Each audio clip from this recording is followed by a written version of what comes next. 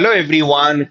My name is Harsh Gagrani. I teach constitutional law at Judiciary Gold, the finest preparation platform for judicial service examinations. And today, we are starting with a very unique and an extremely important and valuable series for all the judicial service aspirants. That is, 250 most important judgments for judicial service examinations.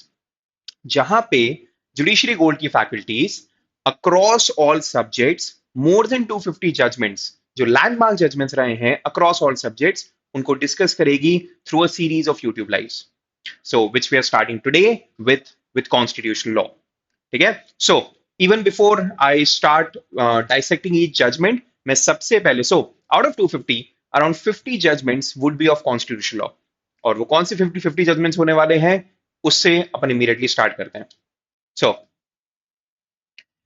Let's start so this is a list of 50 judgments जो अपन over the next I think half an hour at least अपन discuss करने वाले हैं so starting with and it's gonna be in a chronological order so starting with Romesh Thapar versus state of Madras freedom of speech को लेके है A.K. Gopalan preventive detention Champakam Doraiajan which led to the first amendment Shankari Prasad. It led to a series of cases ending in 1980. Mohammed Hanif Qureshi, Hamdard Dawakhana, Berubari Union case, presidential reference, Ranjit Udeshi again connected the Hicklin test. Golaknath, 1967, Madhav Scindia, Kesavananda Bharti, किसने इनका नाम नहीं सुना है या किसने ये case का नाम नहीं सुना है the E.P. Royappa case, Indira Nehru Gandhi versus Raj Narayan case, which the ये उस केस की अपील थी which led to the imposition of emergency in India. A.D.M. Jabalpur versus Shivkant Shukla case, which gave us an unlikely hero in the name of Justice H.R. Khanna, one of the bravest Indian judges ever. Reverend Stanislaus versus State of MP, Menka Gandhi versus Union of India, again connected to Article 22, Minerva Mills versus Union of India, जिसने हमने Shankari Prasad case को अपना अंजाम दिया था. Ajay Hasia case, SP Gupta, the first judges case, Olga Tellis versus Bombay Municipal Corporation, eviction को लेके case था. मोहम्मद अहमद खान वर्सेस शाहबानो बेगम जिसने यूनिफॉर्म सिविल कोड के डिबेट को वापस रीस्टार्ट करा था Bijoy and manual case which is obviously connected to national anthem and respecting of national anthem. The Indira Sawhney case, the reservation case, Supreme Court Advocates on Record Association versus Union of India, which is the second judge's case. Unni Krishnan versus State of Andhra Pradesh connected to right to education. The S.R. Bommai case, Balaji Raghavan case, B.K. Basu, Gyan Kaur, Vishaka versus state of Rajasthan justice JS Verma का बहुत famous judgment L Chandra Kumar versus union of India Maulana Mufti Sayeed Mohammad Noorur Rahman Barkati versus state of West Bengal the Indira special reference case of 1999 the third judge's case the TMA Pi Foundation versus state of Karnataka article 30 से connected जो case है the PA नामदार case IR Coelho versus state of Tamil Nadu जिसने 9th schedule की इनोवे utility खत्म करवा दी A.K. Thakur versus union of India Selvi versus State of Karnataka, very famous landmark case connected to Article 20, sub-Article 3. Aruna Shanbag, the facts of this case are extremely disturbing, but the judgment was like a breath of fresh air. People's Union for Civil Liberties versus Union of India, Nalsa versus Union of India, Shreya Singhal versus Union of India, another breath of fresh air. Supreme Court Advocates on Record Association versus Union of India, the famously known as the fourth judge's case. The Puttaswamy case. I am pretty sure सब लोगों ने most of you CLAT की तैयारी कर रहे होंगे जिस time पे पुट्टास्वामी केस आया था आज से ऑलमोस्ट 4 साल पहले the Shayara Bano case triple talaq Indian Young Lawyer Association versus state of Kerala Common Cause versus union of India Jarnail Singh versus Lakshmi Narayan Gupta Joseph Shine and we will end at Navtej Singh Johar versus union of India. So this is a list of 50 judgments जो मैं 2 videos के अंदर cover करूंगा. The first 25 judgments अपन आज cover करेंगे. The next set of 25 judgments आज से 2-3 दिन के बाद अपन लेंगे. So please अपने साथ में एक पेन रखो, एक नोटबुक रखो, please. And because it's on YouTube, you're free to watch it multiple times. देखो, I have tried my level best. The complete JG team have tried the level best to ensure कि आप लोगों के लिए बहुत useful videos रहें. Right? So let's start right away with the very first judgment. Let's start with the first case now. The first case is the case of Romesh Thapar versus State of Madras. Now, Romesh Thapar was very openly critical of the policies of Pandit Jawaharlal Nehru, and ये एक magazine चलाते थे by the name Crossroads, which was often critical of जहाँ पे उनके articles publish होते थे, which was critical of the policies of Pandit Nehru. Now, under the Madras Maintenance of Public Order Act 1949, उस मैगजीन का circulation रोक दिया गया था in the Madras presidency, specially जिस टाइम पे पंडित जवाहरलाल नेहरू वहां पर एक विजिट के लिए आ रहे थे.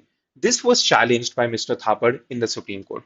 Now, the Supreme Court held that the freedom of speech and expression under Article 19(1)(a) also includes freedom of propagation of ideas. It also includes freedom of circulation. अगर आपने प्रिंटिंग अलाउ करी but circulation allow नहीं करा तो printing कोई खास मतलब की नहीं रह जाएगी. Number one, and it was held that the order which was passed banning the entry of crossroads, it is violative of article 19(1)(a) of the Constitution. यहां पे एक डॉक्ट्रिन अप्लाई करी थी which was a doctrine of severability, which is the section 9(1)(a) उसको अलग कर दिया गया था because that was violative of the Constitution. So उसको article specifically article 19(1)(a) of the constitution उसको हटा के अलग कर दिया गया था. बट द एक्ट पर से वाज वैलिड. एक्ट को वैलिड करार किया, सिर्फ एक सेक्शन को अलग कर दिया गया था. So this happened in the case of Romesh Thapar versus State of Madras. Let's move on to the next case.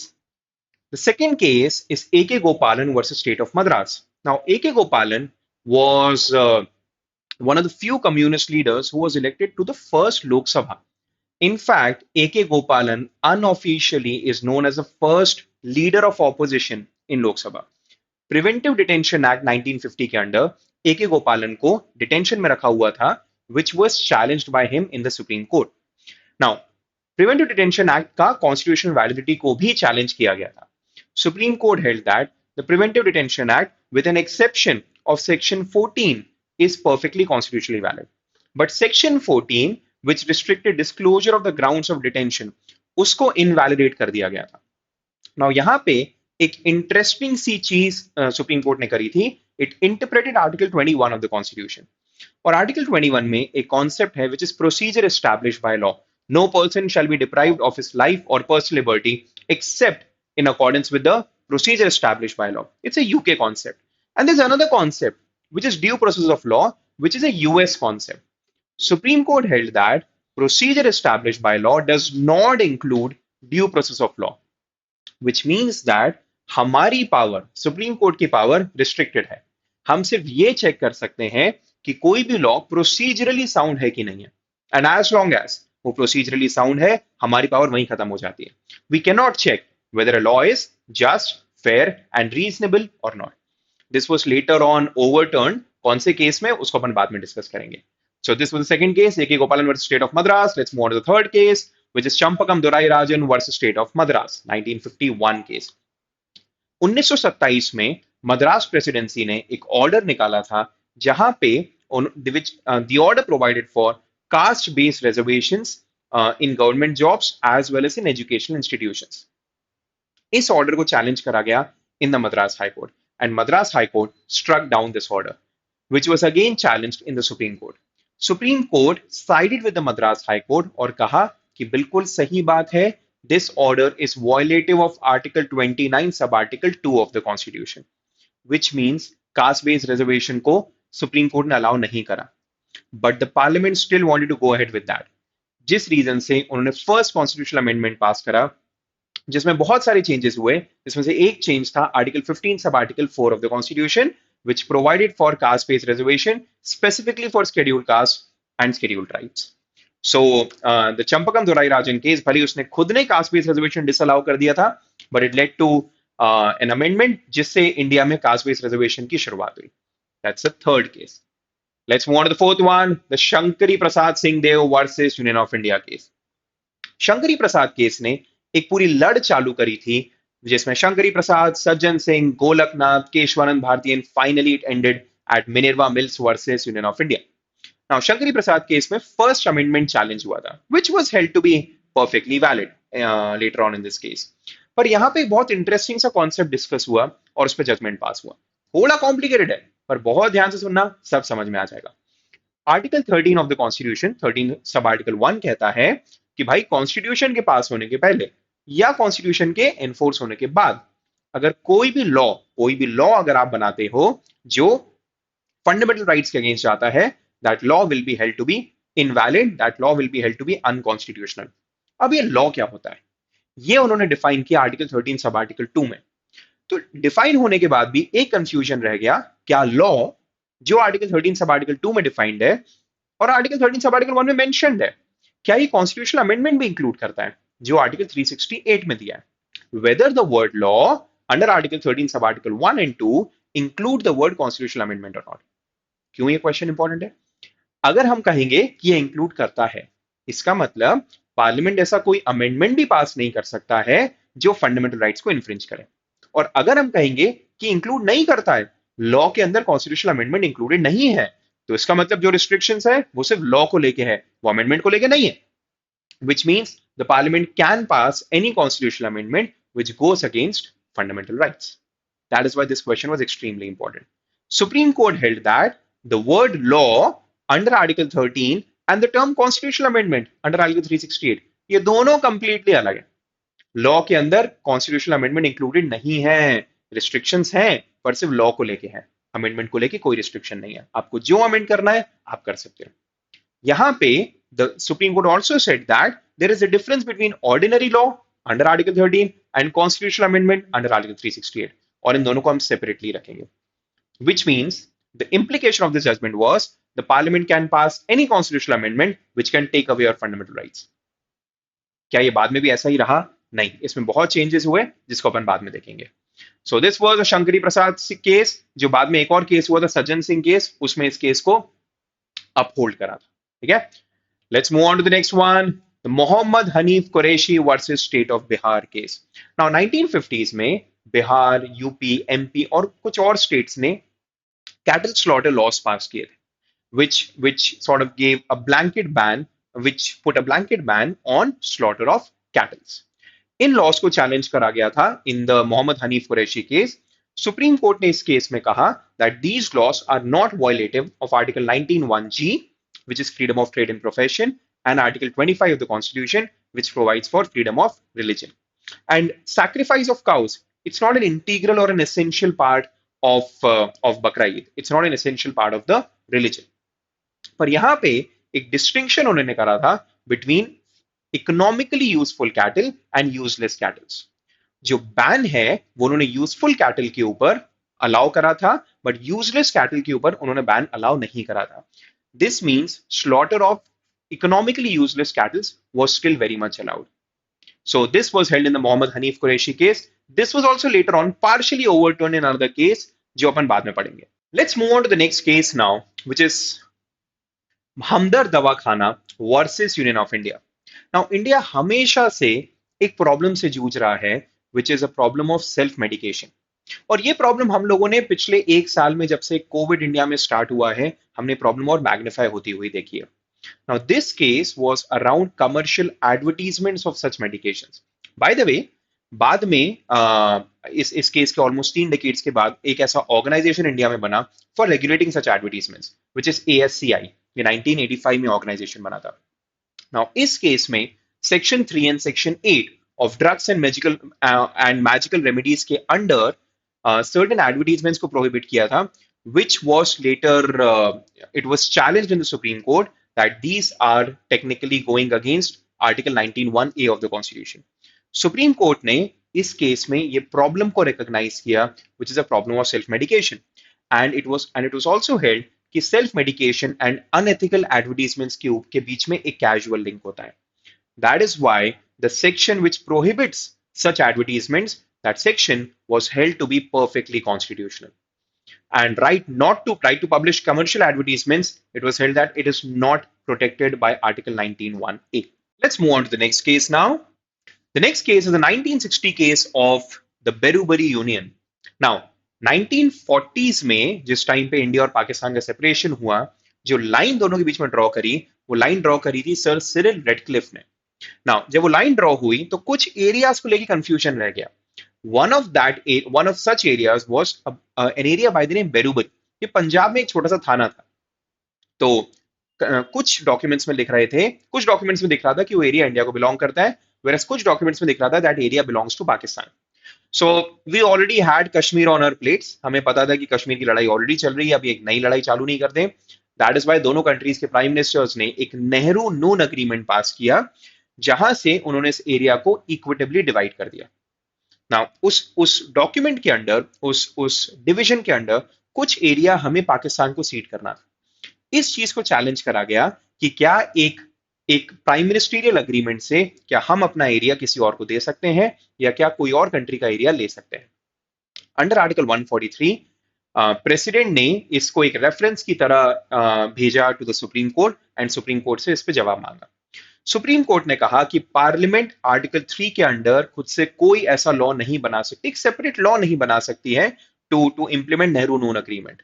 And but obviously parliament did want to implement that, so that is why उन्होंने एक 9th constitutional amendment पास किया, जिससे उन्होंने अपना area Pakistan को दे दिया। So what the supreme court has held that सिर्फ एक प्राइम मिनिस्ट्रियल अग्रीमेंट से नहीं हो सकता है, आपको उसके चक्कर में कॉन्स्टिट्यूशनल अमेंडमेंट करना पड़ेगा। सेम रीजन से हम लोगों ने 100th कॉन्स्टिट्यूशनल अमेंडमेंट किया, जहां से एक सिमिलर लैंड बॉर्डर अग्रीमेंट हुआ between India and Bangladesh, right. वहां यहीं पर एक और कैजुअल ऑब्जर्वेशन किया था, that preamble of the constitution, it's not an integral part of the constitution, right, but this was also later on overruled in another case, जो अपन कुछ टाइम के बाद डिस्कस करने वाले हैं। Let's move on to the next case, that is Ranjit Udeshi versus State of Maharashtra. बड़ा interesting सा case है। Ranjit Udeshi was a partner of a firm, जहां पे एक one of the 4 partners of a firm, जहां पे एक बुक सेल करी जा रही थी, which was Lady Chatterley's Lover. It's a book by D.H. Lawrence, जो बुक गवर्नमेंट की नजर में एक ऑब्सीन बुक थी, और सेक्शन 292 ऑफ आईपीसी के अंडर ऑब्सीन बुक्स को सेल करना was a crime, and that is why they were prosecuted. Ranjit Udeshi का यहां पर बोलना था section 292 is violative of article 19 of the Constitution. Supreme court ने यहां पे अपना जजमेंट पास करने के पहले हिकलिन टेस्ट लगाया। Now Hicklin test is actually a test from the case Regina versus Hicklin, 1868 का ये केस है, by and it's an English case. और Hicklin test says that to understand कि क्या कोई मटेरियल ऑब्सीन है, हमें सिर्फ एक सवाल अपने आप से पूछना चाहिए, does a material deprave and corrupt those whose minds are open to such immoral influences, and into whose hands a publication of this sort may fall? और अगर इसका आंसर यस है तो मटेरियल को ऑब्सीन माना जाएगा। इस केस में उसका आंसर यस ही निकला था, और उस मटेरियल को ऑब्सीन माना गया, and Ranjit Udeshi was finally prosecuted and convicted.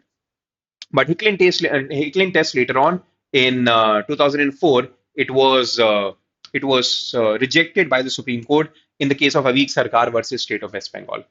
But yes, Hicklin test India में सबसे पहले अप्लाई करा था in the Ranjit Udeshi case. Hicklin test आज मैक्सिमम कंट्रीज में रिजेक्ट कर दिया गया है, and same with India. The next extremely famous case of Golaknath versus State of Punjab 1967.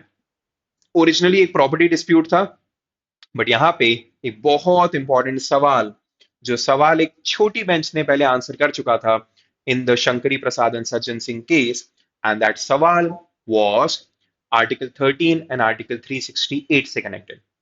क्या आर्टिकल 13 के अंडर जो वर्ड लॉ है, does it include constitutional amendment, जिसमें शुरू के दोनों केसेस में कहा था the word law does not include constitutional amendment, पर यहां पे सुप्रीम कोर्ट ने अपने स्टैंड को रिवर्स कर दिया, और उन्होंने कहा there is no difference between an ordinary law under article 13 and a constitutional amendment under article 368। इन दोनों के बीच में कोई अंतर नहीं है, लॉ इंक्लूड्स कॉन्स्टिट्यूशनल अमेंडमेंट।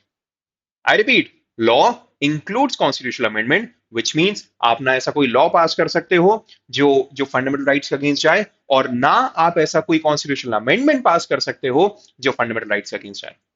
बोले तो आप पार्ट 3 के कोई आर्टिकल को अमेंड नहीं कर सकते हो। So for the first time, the Supreme Court put a blanket ban on the Parliament to interfere with any of the fundamental rights given under Part 3 of the Constitution. But इस time पे parliament और supreme court के बीच में एक लड़ाई चल रही थी, वही लड़ाई के अंदर मल्टीपल केसेस भी इन्वॉल्व हुए। One of the cases was this, but this case later on led to the 24th amendment 1971, 4 साल के बाद, जिससे एक आर्टिकल ऐड करा गया, आर्टिकल 13 सब आर्टिकल 4। और आर्टिकल 13 सब आर्टिकल 4 में उन्होंने कह दिया that the word law under Article 13 does not include constitutional amendment under Article 368. So by 24th amendment technically वापस Parliament एक लेवल ऊपर आ गया, और पार्लियामेंट ने ये कह दिया खुद से हमारे पास कॉन्स्टिट्यूशन अमेंड करने का पूरा अधिकार है, including the fundamental rights. But later on एक और केस आया जिसने अधिकार छीना, उसको अपन थोड़ी देर बाद देखेंगे। अभी के लिए let's move on to the next case which is Madhav Rao Scindia versus union of India, 1970 का केस। 1940s में 550 के ऊपर प्रिंसली स्टेट्स है इंडिया में, और ये प्रिंसली स्टेट्स अगर अलग अलग ही रहते तो एक यूनाइटेड इंडिया, यूनिफाइड इंडिया बनाना सिर्फ एक सपना रह जाता। देयरफॉर बहुत सारे पॉलिटिकल लीडर्स ने, predominantly led by Sardar Vallabh भाई पटेल, उन्होंने नेगोशिएट किया इन प्रिंसली स्टेट्स के साथ और ये कहा कि आप अपना एरिया आप हमें दो, हम आपके लिए प्रिवी पर्स बनाते हैं और वो प्रिवी पर्स से एक सर्टेन अमाउंट हर साल हम आपको देंगे in proportion to the land जो आपने हमें दिया है, और ये परपेचुइटी में चलेगा। बट 2 डेकेड्स के बाद ही इसको खत्म करने की कोशिश करी गई। लोकसभा ने एक बिल पास करा जिससे ये अमाउंट उन्होंने खत्म करने की कोशिश करी। लोकसभा से तो पास हो गया पर राज्यसभा में ये बिल अटक गया। सो दैट इज व्हाई गवर्नमेंट ने उस टाइम पे एक प्रेसिडेंशियल ऑर्डर पास किया जिससे उन्होंने प्रिवी पर्स को खत्म कर दिया। उस ऑर्डर को चैलेंज करा गया in the Madhav Rao Scindia versus union of India case. Supreme court in this case held that the presidential order derecognizing the privileges of ex-rulers of Indian states is unconstitutional in nature। और ये जो privy purse है ये उनकी property है, आप उनकी property इस तरीके से नहीं छीन सकते हो। बट लेटर ऑन गवर्नमेंट को जो करना था उनको वो करना ही था। ये अगेन ये एग्जीक्यूटिव और जुडिशरी का in a way cold war वाला टाइम चल रहा था। So by 26th amendment articles 291 and articles 362 which provided for the privy purse उनको ही रिपील कर दिया गया, right. So ultimately the princely states were D-recognised और प्रिवी पर्स को खत्म कर दिया गया। बट इस केस में सुप्रीम कोर्ट की 11 जज बेंच ने कहा था that the privy purse is very much legal in nature, आप उसको नहीं हटा सकते हो। Let's move on the next case जिसके बारे में हम सब ने सुना है, the Kesavananda Bharati versus state of Kerala, 1973। Sadly, Mr. Kesavananda Bharti passed away just a few months ago.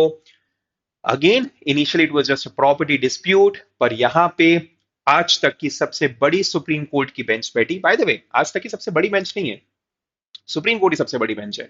High court में इसके पहले एक बड़ी बेंच बैठी हुई है।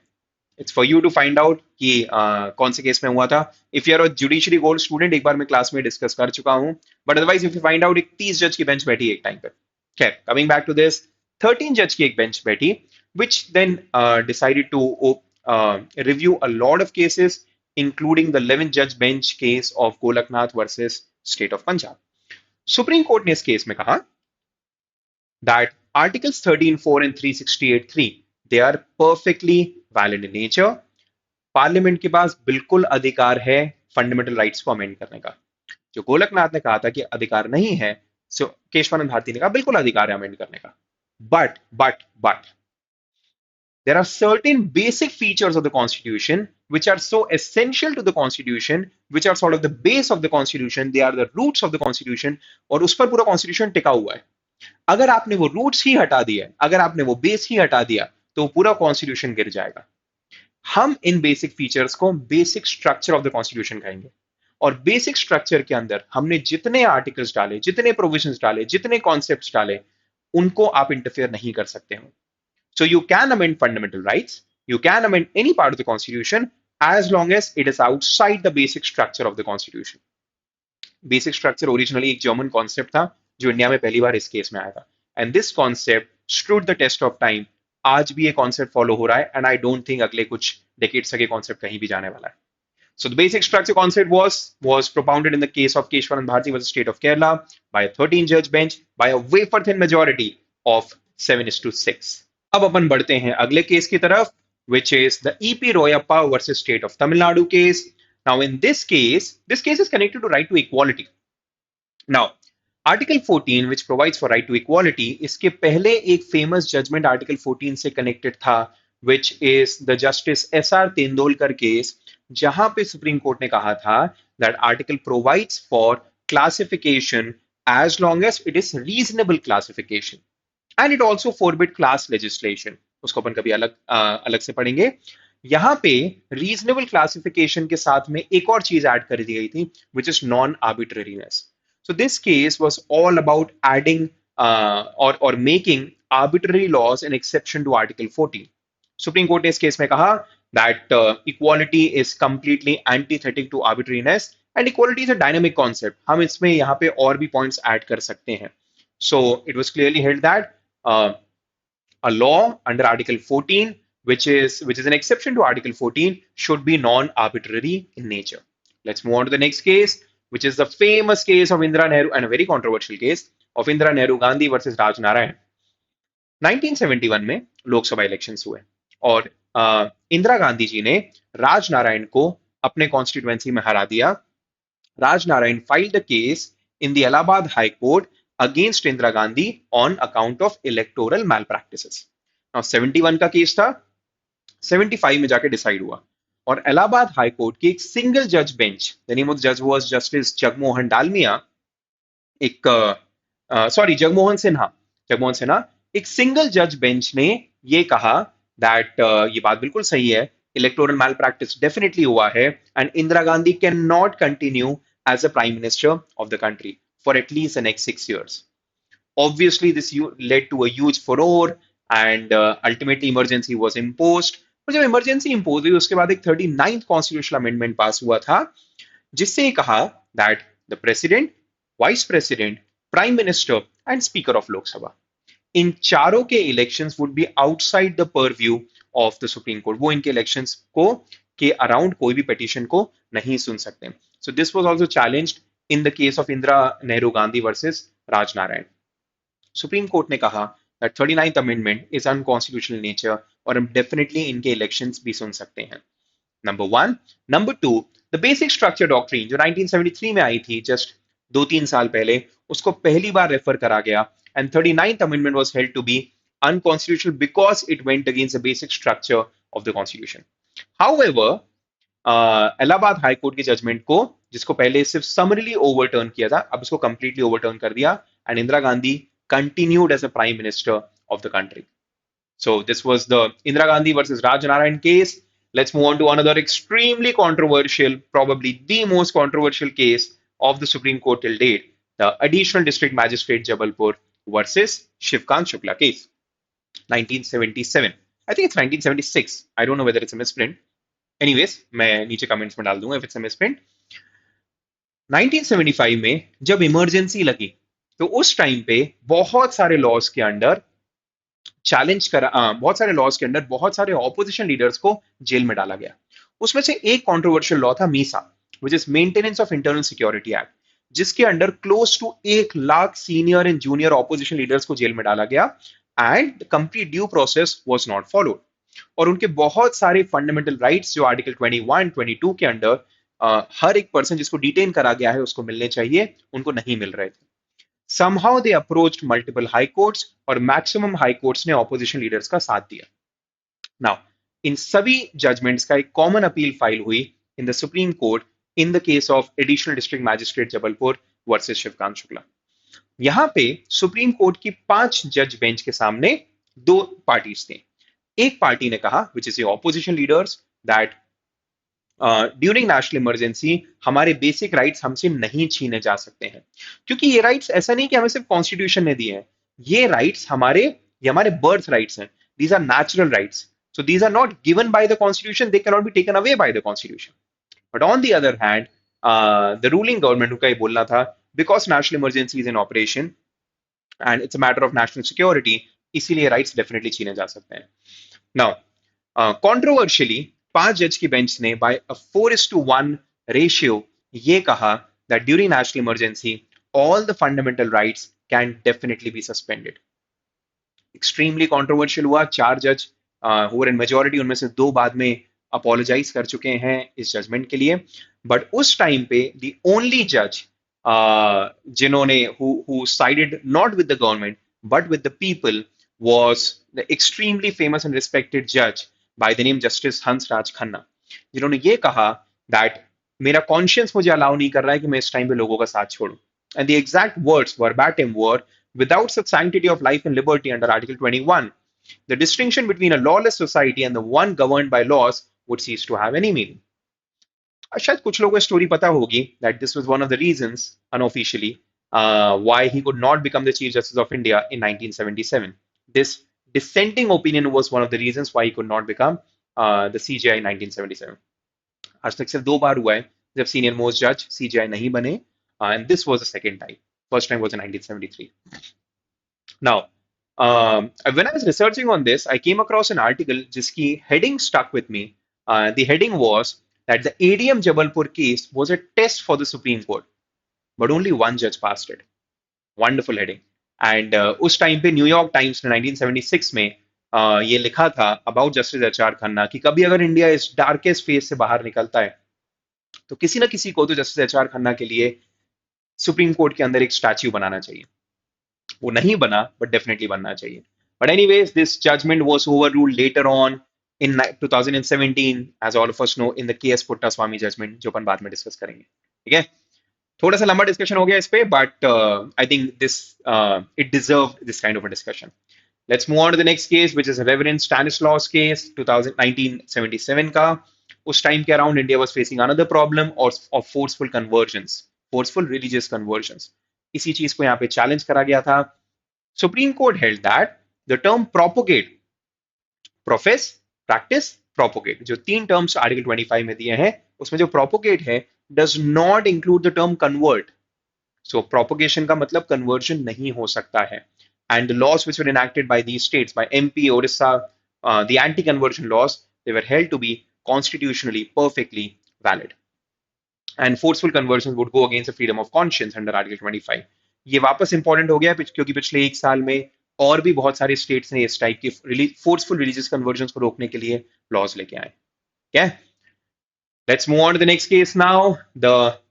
Another extremely famous judgment of Menka Gandhi versus Union of India, 1978. Menka Gandhi, now Union Minister.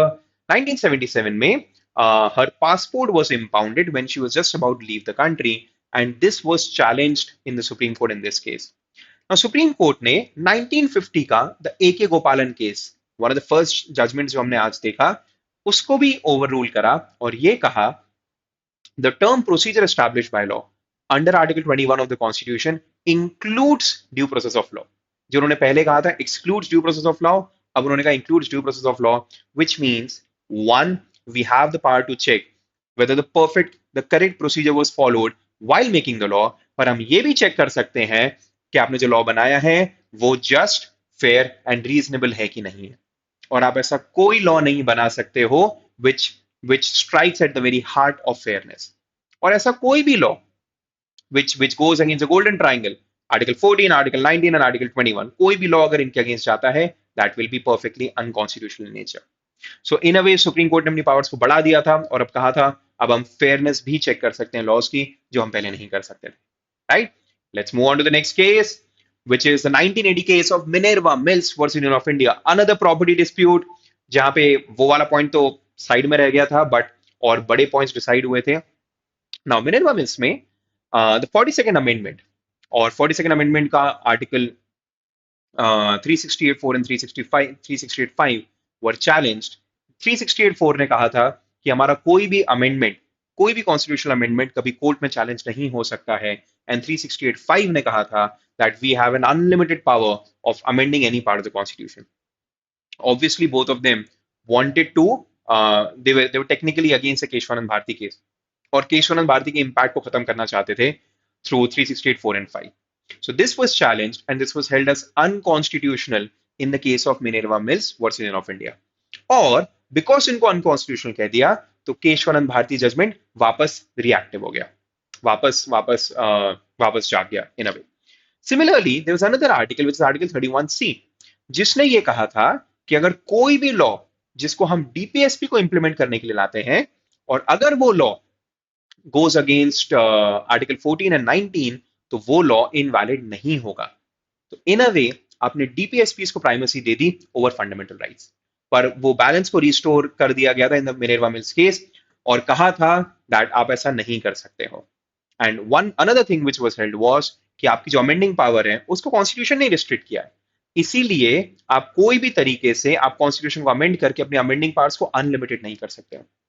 Now, the story which started at Shankari Prasad, then Sajjan Singh, and then Golaknath, Kesavananda Bharti, it ended at Minerva Mills, or the basic structure doctrine, with clarity aa gayi that the basic structure doctrine is here to stay, and it is still very much active in India. Right, चलिए अब अगले case पे बढ़ा जाए, which is the Ajay Hasia versus Khalid Mujib case of 1981। Fundamental rights हम सबको पता है that they are enforceable only against the state. इसीलिए पार्ट 3 का पहले आर्टिकल ने ही स्टेट को डिफाइन करा, which is article 12 of the constitution. Article 12 ने कहा that the state includes the parliament and the union government, or the government of the union, the state legislature and the state government, as well as local and other authorities। यहाँ पे जो controversy हमेशा से चली वो other authorities term के ऊपर चली, एंड मल्टीपल केसेस में अदर अथॉरिटीज को अलग अलग तरीके से डिफाइन करने की कोशिश करी। इस केस में in the Ajay Hasia case it was contended that any authority जो कोई एक स्टैच्यूट ने बनाई है, जो कोई पार्लियामेंट या स्टेट लेजिस्लेचर के थ्रू बनी है, हर अथॉरिटी अदर अथॉरिटी होगी। Supreme court rejected this contention. उन्होंने कहा हर स्टैट्यूटरी बॉडी, भले ही उसका गवर्नमेंट से बहुत कम कनेक्शन हो या पॉसिबली कोई कनेक्शन नहीं हो, बट जस्ट बिकॉज वो एक स्टैट्यूट ने बनाई है वो अदर अथॉरिटी के अंदर नहीं होगी। For that, for it to be classified as an other authority, it should be an agency और an instrumentality of the state. और इंस्ट्रूमेंटैलिटी के लिए उन्होंने एक 5 पॉइंट टेस्ट भी ले डाउन किया था इन दिस केस। ठीक है, this was Ajay Hasia case. Let's move on to the next one, which is the first जजेस case, SP Gupta versus union of India, 1981 का केस था। इसके भी अपन चारों केस पढ़ने वाले, द फर्स्ट जजेस, सेकंड जजेस, थर्ड जजेस, फोर्थ जजेस। फर्स्ट एंड सेकंड अपन आज पढ़ेंगे, third and fourth upon next video में पढ़ेंगे। This was also one of the first cases of PILs in India, जहां पे एक पर्सन जिसका खुद का कोई लोकस स्टैंड नहीं था, उस पर्सन के भी केस को अलाउ करा था सुप्रीम कोर्ट में, which is a concept of public interest litigation. It is allowed by Justice P.N. Bhagwati, who is known as a father of PILs in India.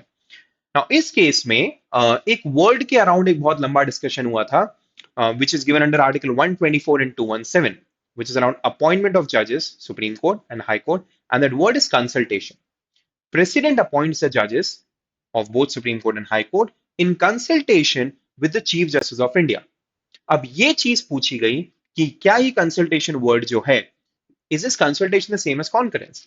क्या कंसल्टेशन का मतलब ये है कि अगर सीजीआई ने कोई ऐसा ओपिनियन दिया which goes against the opinion of the president, तो फाइनली बात किसकी मानी जाएगी, प्रेसिडेंट की या सीजीआई की?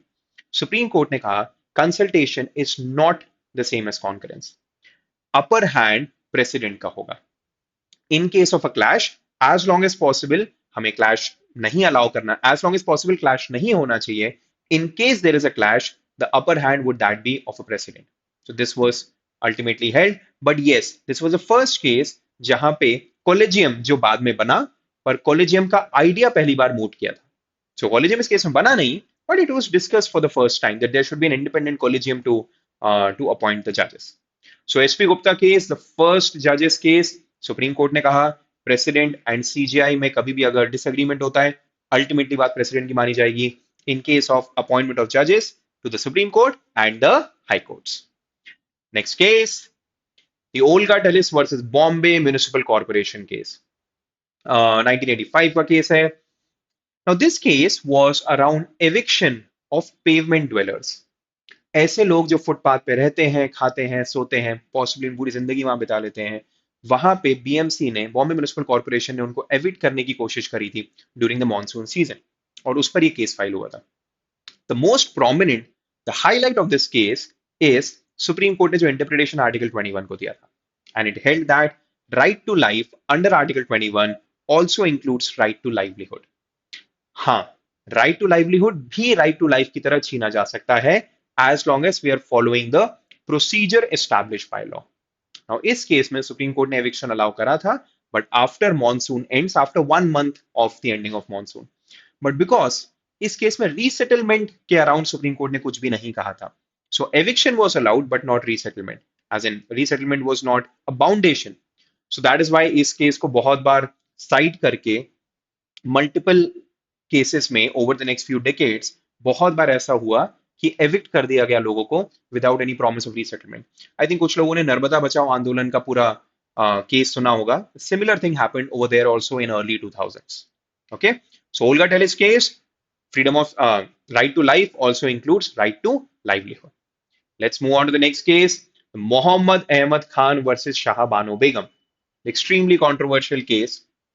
Now, Hindus में section 18 of Hindus adoption and maintenance act 1956 के अंडर मेंटेनेंस अलाउड है. सो मेंटेनेंस इज डिवोर्स के बाद एक्स हस्बैंड जो अपनी एक्स वाइफ को अमाउंट देते हैं on a periodic basis, that is known as maintenance. Muslims में इसके ऊपर कोई क्लियर लॉ नहीं है. So the sharia law which is followed over there, इसमें ना अलाउड है ना डिसअलाउड है, तो हमेशा से डिसअलाउड माना जा रहा है. This was challenged by Shah Banu Begum in the Indore bench of Jabalpur High Court in early 1980s. And Indore High Court ने यहाँ पे शाह बानो बेगम का साइड लिया और बोला मेंटेनेंस अलाउड है even in Muslims. This was challenged in the supreme court. Supreme court ने भी इंदौर हाई कोर्ट का साथ दिया और कहा that under section 125 of CrPC हमारे पास पूरा अधिकार है कि हम कोई भी रिलीजन के विमेन, कोई भी रिलीजन के मेन को बोल सकते हैं कि डिवोर्स के बाद आपको अपनी एक्स वाइफ को इतना इतना amount in the form of maintenance देना पड़ेगा. So maintenance was allowed even in Muslims through this case. However, एक साल के बाद the government pass the Muslim women protection of rights of divorce act 1986, जिससे मेंटेनेंस पीरियड को कम कर दिया गया. पहले ये पीरियड था of till remarriage, but now this period was reduced to iddat period. Now iddat period in Muslims is of 90 days. However, इस act को बाद में चैलेंज करा और अनकॉन्स्टिट्यूशनल कह दिया गया in the Daniel Latifi case of 2001. चलो, I hope this perfectly clear. The maintenance case was Shah Bano case. The triple talaq case is Shayara Bano case, जो अपन नेक्स्ट वीडियो में देखेंगे. The next is the Bijoe Emmanuel versus state of Kerala case of 1986. Bijoe Emmanuel और उनके दो siblings को उनके स्कूल से हटा दिया गया था, एक्सपेल कर दिया गया था, क्योंकि जब नेशनल एंथम गाया जा रहा था वो खड़े तो थे पर वो गा नहीं रहे थे. उनका यह आर्ग्यूमेंट था कि हम लोग जो सेक्ट को फॉलो करते हैं that is known as Jehovah's witness sect, और जेहोवास विटनेस सेक्ट में कोई भी और हमारे गॉड के अलावा किसी भी और गॉड को या किसी भी और बॉडी को प्रैक्टिस करना it is against our sect. So that is why उन्होंने कहा we are respecting the national anthem but we cannot be forced to sing the national anthem. Now, this matter went to the Kerala High Court and later on to the Supreme Court. Supreme Court ने कहा that the expulsion of children was against Article 19, which is freedom of speech and expression, and Article 25, which is freedom of religion. There is no provision in law which mandates that we have to sing the national anthem when it is going on. You've got to respect the national anthem, which is also a fundamental duty, but there is no law which obliges you to sing the national anthem. और school को बोला गया था कि आप वापस इन बच्चों को वापस ले. खैर, उन बच्चों ने स्कूल बाद में छोड़ दिया एंड प्राइवेट एजुकेशन अपनी कंप्लीट करी later on. So this was a Bijoe Emmanuel case. The next one was the Indira Sawhney versus union of India 1992 case, reservation के around, and probably the most famous case on reservation. Now 1953 में first backward class commission बना था जिसका नाम था काका Kalekar commission. उनकी recommendations को खास फॉलो नहीं करा गया था. 1979 में सेकंड बैकवर्ड क्लास कमीशन बना, a more famous commission which was a Mandal commission which was headed by BP Mandal. इनकी रिकमेंडेशंस भी तब फॉलो नहीं हुई बिकॉज गवर्नमेंट चेंज हो गई थी, बट 10 साल के बाद फॉलो हुई. और जब फॉलो हुई तो 27% रिजर्वेशन दे दिया ओबीसीज को in the government jobs, and this was challenged in the Indira Sawhney case. यहाँ पे सुप्रीम कोर्ट ने कुछ बहुत ज्यादा इंपॉर्टेंट प्रोनाउंसमेंट्स करे around reservation. Number one, the reservation was held to be valid, but they said that we are imposing an upper ceiling, और reservation कभी 50% cross नहीं कर सकता है. So there was 15% reservation for SCs, 7.5% for STs, 27% for OBCs. That's a total of 49.5%. This is very much allowed. Number two, Article 16 sub Article 4 में appointment में reservation की बात करी है. तो अपॉइंटमेंट वर्ड प्रमोशन इंक्लूड नहीं कर सकता है, which means reservation and appointments is allowed, but in promotions is not allowed. Number 2 and number 3, creamy layer का concept introduce हुआ था, that is एक ऐसा layer within the OBCs जो OBCs में तो है but उनको reservation की जरूरत नहीं है because they are financially well off. तो creamy layer was excluded from the ambit of reservation. आज creamy layer की limit over the course of time revise हुई है. आज creamy layer की limit is 8 lakh rupees per annum. कुछ महीनों पहले गवर्नमेंट एक न्यूज आई थी that they are trying to revise it to 12 lakh rupees per annum, but right now it's around 8 lakh rupees per annum, right? So these are the three prominent pronouncements in the Indira Sawhney case. Let's move on to the next now. Next case, The Supreme Court advocates on record association versus union of India. हमारा SP Gupta case अगर first जजेस case था, तो हमारा SCAOR case हमारा second जजेस case है. इस केस में एसपी गुप्ता केस को भी चैलेंज करा गया और यहां पे उन्होंने अपने स्टैंड को रिवर्स कर दिया. So the supreme court finally held that the word consultation under Article 124 and 217, the word consultation means concurrence. This means president और सीजेआई में अगर कभी भी क्लैश हुआ तो फाइनली बात सीजेआई की मानी जाएगी. The president can appoint the judges, but they'll have to follow what the CJI along with two of his judges. And the CJI along with two of his judges को बोला गया था collegium. तो पहली बार collegium का structure बना था in the second जजेस case, the supreme court advocates on record association. तो सीजीआई प्लस टू जजेस जो बोलेंगे वो प्रेसिडेंट को मानना पड़ेगा. And it was also said that the CJI is patre familias, which means head of the family. So he is the one जो decide कर सकते हैं कि उस फैमिली के लिए सही क्या है. And this family was the judiciary family. वो decide कर सकते हैं. So he would be in the best position to judge. इसीलिए फाइनली बात सीजीआई की मानी जाएगी. तो एसपी गुप्ता केस को ओवररूल कर दिया गया इस केस में. And there is also third and fourth जजेस केस जो नेक्स्ट सेशन में पढ़ेंगे अपन. सो आज का अपना last case is the Unni Krishnan case. बहुत फेमस, बहुत important case in connection to education. Unni Krishnan case में क्या हुआ था, गवर्नमेंट ने एक ऑर्डर निकाल के कैपिटेशन फीस, जिसको डोनेशन कहा जाता है कॉलेजेस में, उसको मना करा था कॉलेजेस में. नंबर वन, उसको कंप्लीटली डिसअलाउ कर दिया था. And they also wanted to put a ceiling on the fees which can be charge by the colleges by the private unaided institutions. So the colleges ultimately went to the Supreme Court. Supreme Court ने यहाँ पे कुछ prominent pronouncements किए. The capitation fees was obviously denied because that is illegal in nature. उन्होंने कहा you can charge adequate fees, but we can still put a ceiling on the fees. और वो ceiling के लिए उन्होंने कहा था हम एक फीस फिक्सेशन कमेटी बनाएंगे, जो आज तक नहीं बनी है, पर उन्होंने कहा था हम बना सकते हैं. But the most prominent portion and the most beautiful portion of this judgment was जब उन्होंने right to education को fundamental right से connect किया. Right to education under the age of 14 को fundamental right से connect किया. And this laid the basis for the passing of 86th Amendment around 9 years later, जिससे Article 21A add हुआ and right to education officially became a fundamental right, जहां पे all the children between 6 and 14 years of age state ने responsibility ली कि हम उनको free education provide करेंगे. उसके अराउंड एक एक्ट पास हुआ 2009 में और उसको फाइनली इंप्लीमेंट करा 2010 में. So I'll end this huge long session today. Hope this was extremely useful and beneficial for you guys. कैसा लगा आप लोगों को प्लीज नीचे कमेंट्स में लिखिएगा. And if you like the video do press like so that YouTube knows कि ये वीडियो काफी वैल्यूबल है स्टूडेंट्स के लिए. And do subscribe to judiciary gold channel. We are bringing up with such extremely useful videos pretty much every day now. I'll be back with the second version of this video in the next few days. I'll see you guys then. Thank you so much, guys. Take care. Bye-bye. तैयारी करते रहो judicial service examinations की, लगे रहो. We are with you and I will see you guys very soon. Okay, take care and bye bye.